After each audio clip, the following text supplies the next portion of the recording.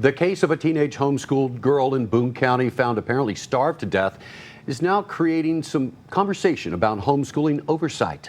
One form of oversight that West Virginia does have comes in the form of annual assessments that must be turned in at the end of June at certain milestones. Anna Saunders joins us live in the studio tonight to explain how this works, along with reaction from those in the homeschooling community. Anna?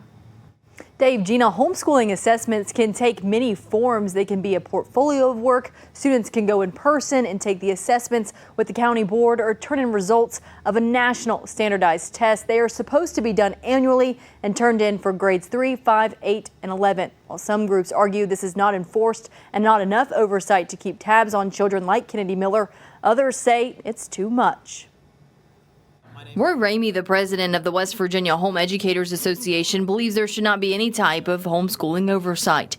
He said when he decided to homeschool his daughter, knowing what was best for his child should have been enough. But that's not what state code says, so he still encourages all of the members and homeschool parents to follow the homeschool guidelines, which first starts with sending a letter of intent to the school board and then annual assessments from there. So our role is to help educate people on what the law actually says, how to understand that and follow the law, because we don't want anybody, despite my personal views, we don't want anybody violating the law and getting themselves in trouble ultimately. But what is the punishment? It's unclear in state code and rarely enforced, but Ramey says county school boards could take families to court if they are failing to meet the assessment requirements in the key subject areas. If the school system believes that you're not following the law, then they can go get a court order and basically bring charges against you in a court of law. And that is our due process in this country. Angela Grimberg is the executive director for Responsible Home Education, a national group formed to push policy change for homeschool oversight. They've analyzed about 400 cases of abuse and neglect within the homeschool system, including 200 deaths. The organization promotes background checks for parents, annual assessments by mandatory abuse reporters, and the parents should be required to provide annual intent to homeschool. Parents are still free to choose homeschooling.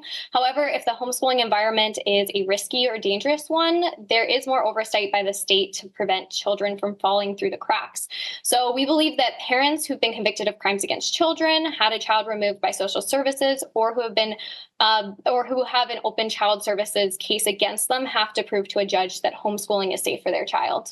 She says cases like Kennedy Miller's are exactly why the organization exists. In Miller's case, we know from her mother, Julie Miller's letter to the Boone County Board of Education that we obtained through Freedom of Information Act request that Kennedy was pulled from school in February of 2021, citing COVID concerns. At this point, she was in 6th grade, which means by June 30th, 2023, Julie should have submitted an 8th grade academic assessment to Boone County schools that is required by law.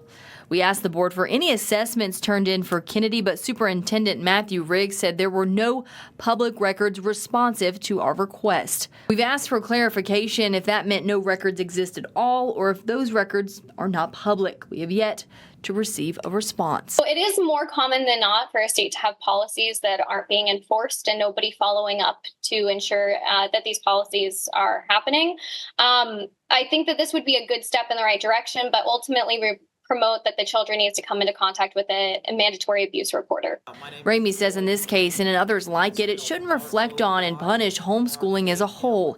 He says these failures fall on the shoulders of agencies like Child Protective Services, not on the homeschooling system.